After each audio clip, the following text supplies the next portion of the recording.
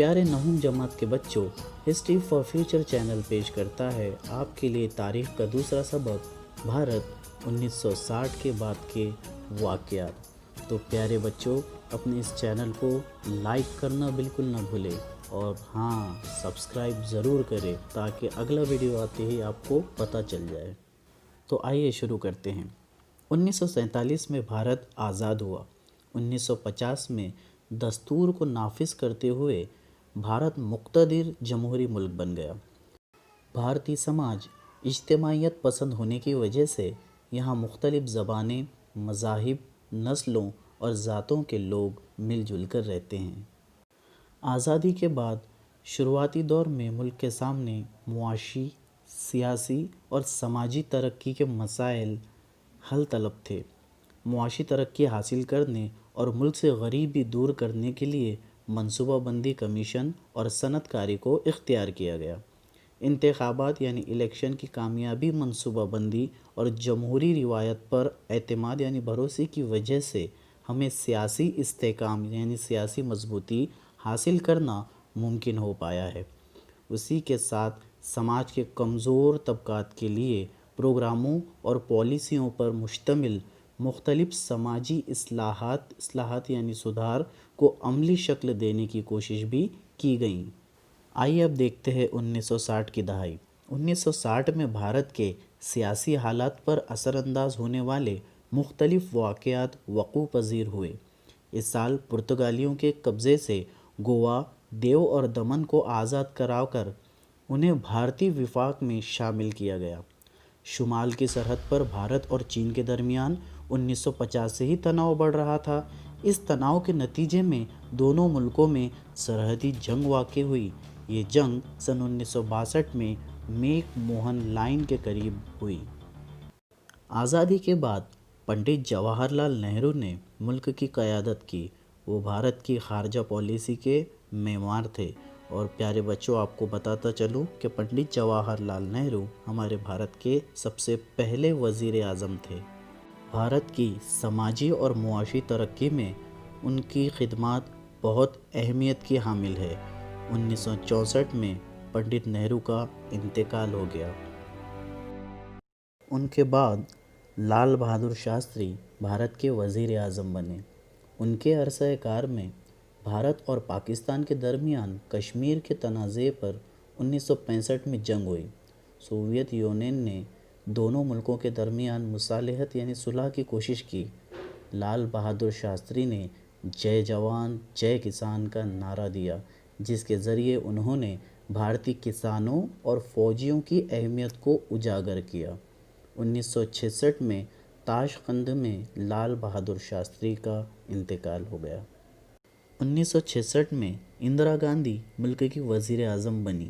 ان کے دور اقتدار میں پاکستانی آمریت کے خلاف مشرقی پاکستان میں ایک بڑی تحریک کا آغاز ہوا۔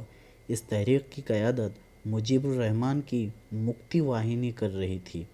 مشرقی پاکستان کے تنازع کا اثر بھارت پر بھی پڑا، کیونکہ وہاں سے بے شمار مہاجرین بھارت آئے۔ اب جانتے ہیں 1970 کی دہائی کے بارے میں۔ 1971 میں بھارت اور پاکستان کے درمیان جنگ ہوئی، جس کے نتیجے میں بنگلہ دیش وجود میں آیا۔ پرامن مقاصد کے لیے ایٹمی طاقت کے استعمال کی پالیسی کے ایک حصے کے طور پر بھارت نے 1974 میں راجستھان کے پوکھرن میں زیر زمین کامیاب ایٹمی جانچ کی۔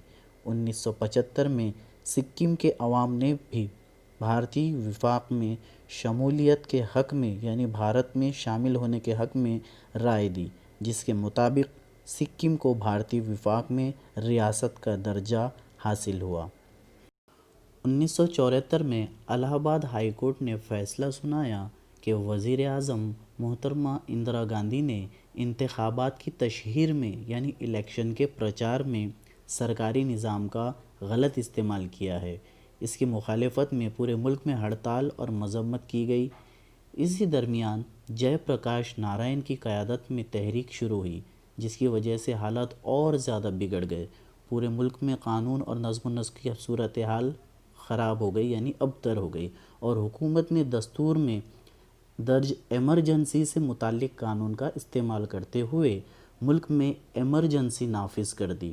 ایمرجنسی کی وجہ سے بھارتی نظام قانون اور نظم و نسق میں باقاعدگی آئی، لیکن اس کے ساتھ انسانی حقوق کی خلاف ورزی بھی ہوئی۔ قومی ایمرجنسی کا یہ دور 1975 سے 1977 تک قائم رہا، جس کے بعد عام انتخابات منعقد کروائے گئے، یعنی الیکشن منعقد کروائے گئے۔ ایمرجنسی کے وقت مخالف جماعتوں نے متحد ہو کر جنتا پارٹی بنائی اور اس انتخابات میں مخالف پارٹی کو جیت حاصل ہوئی اور اندرا گاندھی کی قیادت والی کانگریس پارٹی کو زبردست شکست دی گئی۔ اس وقت کانگریس پارٹی کا چناوی نشان گائے اور اس کا دودھ پیتا ہوا بچھڑا تھی، لیکن یاد رکھیے آج اس پارٹی کا نشان پنجہ ہے، جو ہم بہتر جانتے ہیں۔ مورارجی دیسائی وزیر اعظم بنے۔ ان کی قیادت میں جنتا پارٹی کی حکومت اپنے اندرونی اختلافات یعنی آپسی جھگڑوں کی وجہ سے زیادہ دنوں تک قائم نہیں رہ پائی۔ ان کے بعد چرن سنگھ وزیر اعظم بنے، لیکن وہ زیادہ دن تک وزیر اعظم نہیں رہ پائے۔ 1980 میں پھر سے انتخابات یعنی الیکشن ہوئے اور اندرا گاندھی کانگریس کی دوبارہ پارٹی کی جیت ہوئی۔ 1980 کی دہائی۔ اس دہائی میں بھارتی سیاسی نظام کو مختلف مسائل کا سامنا کرنا پڑا۔ پنجاب میں سکھوں نے آزاد خالصتان کے قیام کے مطالبے کے لیے تحریک شروع کر دی۔ اس تحریک نے پرتشدد شکل اختیار کر لی۔ اس تحریک کو پاکستان کی حمایت حاصل تھی۔ 1984 میں امرتسر کے سورن مندر، جسے گولڈن ٹیمپل بھی کہا جاتا ہے، پناہ گزین انتہا پسندوں کو باہر نکالنے کے لیے بھارتی فوج کو بھیجنا پڑا۔ اندرا گاندھی کے محافظ دستے کے سکھ محافظین نے یعنی ان کے باڈی گارڈز نے انتقاماً انہیں موت کے گھاٹ اتار دیا۔ اپنی والدہ کے بعد 1984 میں راجیو گاندھی بھارت کے وزیر اعظم بنے۔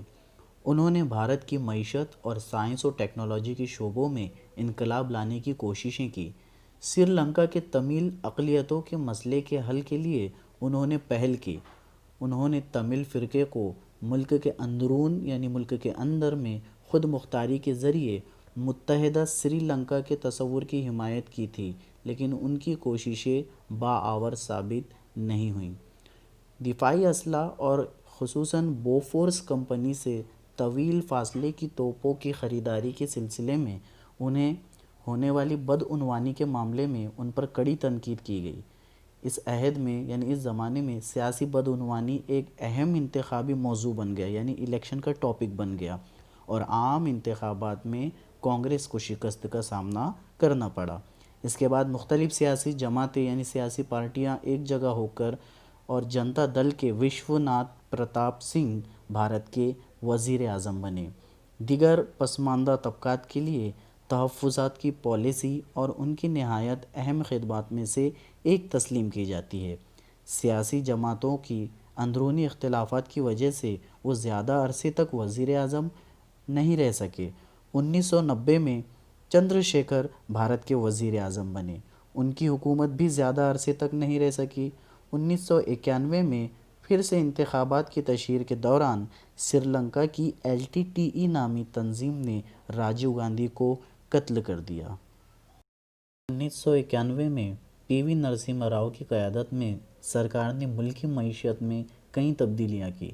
اسی زمانے میں ایودھیا میں رام جنم بھومی اور بابری مسجد کے تنازع نے شدت اختیار کر لی۔ 1996 سے 1999 تک کے عرصے میں لوک سبھا میں کسی بھی واحد سیاسی جماعت کو اکثریت حاصل نہیں ہو پائی۔ اسی لیے اس عرصے میں کئی وزیر اعظم اقتدار میں آئے، جن میں اٹل بہاری واجپئی، HD دیوگوڑا اور اندر کمار گجرال شامل ہے۔ آخرکار 1999 میں بھارتیہ جنتا پارٹی کی قیادت میں قومی متحدہ محاذ کی حکومت پر برسر اقتدار آئی اور اٹل بہاری واجپئی بھارت کے وزیر اعظم بنے۔ اٹل بہاری واجپئی نے پاکستان کے ساتھ گفت و شنید کرنے کی کوشش کی، لیکن وہ کامیاب نہ ہو سکے۔ 1999 میں بھارت نے مزید کئی جوہری تجربات کیے اور جوہری قوت کا حامل ملک ہونے کا اعلان کیا۔ 1999 میں بھارت اور پاکستان کے درمیان کشمیر کے تنازع پر کارگل علاقے میں جنگ ہوئی۔ اس جنگ کو کارگل کی جنگ بھی کہا جاتا ہے۔ اس جنگ میں بھی بھارت نے پاکستان کو شکست دی۔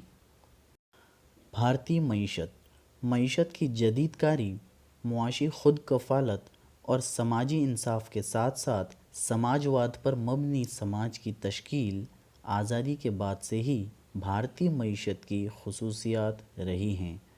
بھارت کو صنعت سازی کے ذریعے جدید کاری اور خود کفالت حاصل کرنا تھی۔ منصوبہ بندی کے ذریعے سماجی انصاف پر مبنی معیشت وجود میں لانا تھی۔ اس لیے منصوبہ بند کمیشن تشکیل دیا گیا اور 5 سالہ منصوبہ بندی کا آغاز کیا گیا۔ 1991 میں نرسمہا راؤ حکومت نے معاشی اصلاحات کا آغاز کیا۔ ان معاشی اصلاحات کو معاشی توسیع کاری لبرلائزیشن کہا جاتا ہے۔ بھارت کی معیشت کو ان اصلاحات کی وجہ سے ترقی حاصل ہوئی۔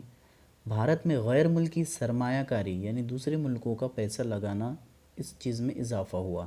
صنعتوں یعنی کارخانوں اور سائنسی شعبے کے ماہر بھارتیوں نے ملکی معیشت کی بہتری میں معاونت کی یعنی مدد کی۔ اطلاعاتی ٹیکنالوجی کے شعبے سے متعلق صنعتوں نے روزگار کے نئے مواقع فراہم کیے۔ 1991 کے بعد ہونے والی ان تبدیلیوں کا ذکر عالم کاری یعنی گلوبلائزیشن کے طور پر بھی کیا جاتا ہے۔ سائنس اور ٹیکنالوجی۔ بھارت نے خود کفالت کی جو مساعی کی یعنی کوششیں کی، ان میں 2 نہایت اہم واقعات کا شمار ہوتا ہے۔ 1965 میں شروع ہونے والا سبز انقلاب، جس کے بانی doctor M S Swaminathan تھے، انہوں نے نئے سائنسی آلات کے استعمال کے ذریعے اناج کی پیداوار میں اضافہ کروایا، اسی لیے اسے سبز انقلاب کہا جاتا ہے۔ ڈاکٹر ورگیز کورین کی دودھ سازی کی کو آپریٹو تحریک کے تجربے نے بھارت میں دودھ کی پیداوار میں وسیع پیمانے پر یعنی بڑے پیمانے پر اضافہ کیا۔ اسے انقلاب ابیض یا سفید انقلاب کہا جاتا ہے۔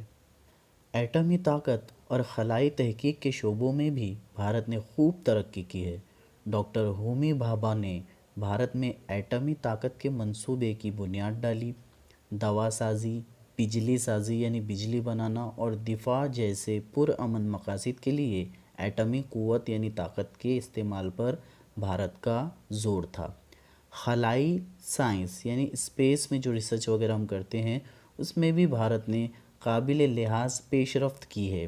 1975 میں آریہ بھٹ نامی پہلا سیٹلائٹ خلا میں اسپیس میں داغا گیا۔ آج بھارت کے پاس ایک نہایت کامیاب خلائی پروگرام ہے، جس کے تحت کئی سیٹلائٹ خلا میں داغے گئے ہیں۔ مواصلات کے شعبے میں بھی اطمینان بخش ترقی ہوئی ہے۔ سماجی شعبے میں تبدیلیاں۔ اسی دوران بھارت میں سماجی شعبے میں بھی کئی اہم تبدیلیاں رونما ہوئیں۔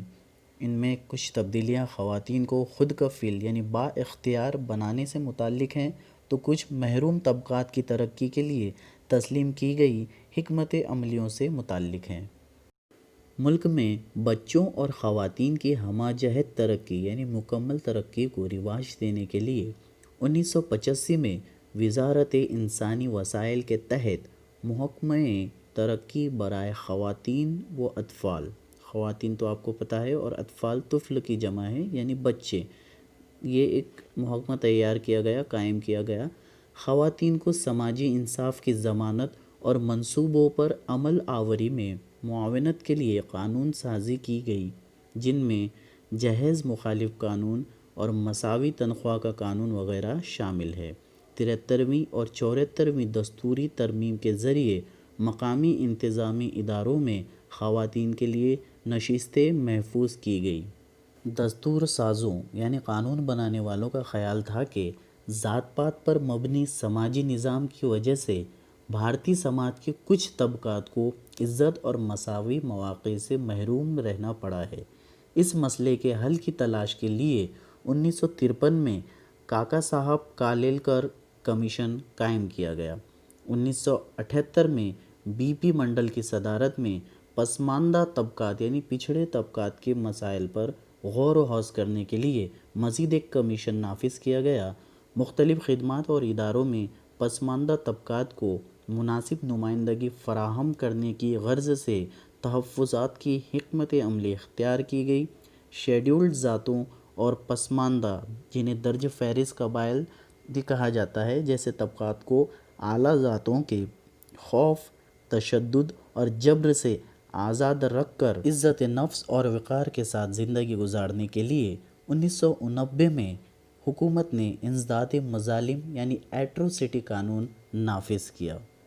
اب ہم بڑھتے ہیں اپنے آخری پوائنٹ کی طرف جس کا نام ہے عالمکاری، جسے انگلش میں گلوبلائزیشن بھی کہا جاتا ہے۔ عالمکاری کی وجہ سے معیشت، سیاست، سائنس اور ٹیکنالوجی، سماج اور ثقافت جیسے تمام شعبۂ حیات میں کئی تبدیلیاں رونما ہوئیں۔ ان میں سے کچھ تبدیلیوں پر مندرجہ بالا اقتباسات میں بحث کی گئی ہے۔ عالمی سطح پر بھارت کئی شعبوں میں ایک اہم ملک کے طور پر نمودار ہوا۔ G20 اور برکس یعنی جس میں 5 ملک شامل ہیں، برازیل، رشیا، انڈیا، چائنا اور ساؤتھ افریقہ، ان 5 ملکوں کے گروپ کے پہلے لیٹر کو لے کر اس گروپ کا نام برکس رکھا گیا ہے، جیسے کہ آپ تصویر میں دیکھ سکتے ہیں۔ موبائل اور انٹرنیٹ خدمات نیز سیٹلائٹ پر مبنی مواصلاتی خدمات ملک بھر میں پھیلی ہوئی ہے۔ بھارت نے دنیا بھر کو یہ بھی بتا دیا ہے کہ سیاسی شعبے میں ایک مستحکم جمہوریت کس طرح کامیابی سے کام کرتی ہے۔ اسی کا نتیجہ ہے کہ بھارت کے عوام اور خصوصاً نوجوانوں کے طرز حیات میں نمایاں تبدیلیاں واقع ہوئی ہیں۔ تو پیارے بچوں، امید ہے شاید آپ کو ویڈیو ضرور پسند آیا ہوگا۔ تو جی ہاں، لائک کیجئے، زیادہ سے زیادہ شیئر کیجئے اور سبسکرائب کرنا نہ بھولیں تاکہ اگلے ویڈیو کی معلومات آپ تک ضرور پہنچے۔ دعا میں یاد رکھیے۔ اللہ حافظ۔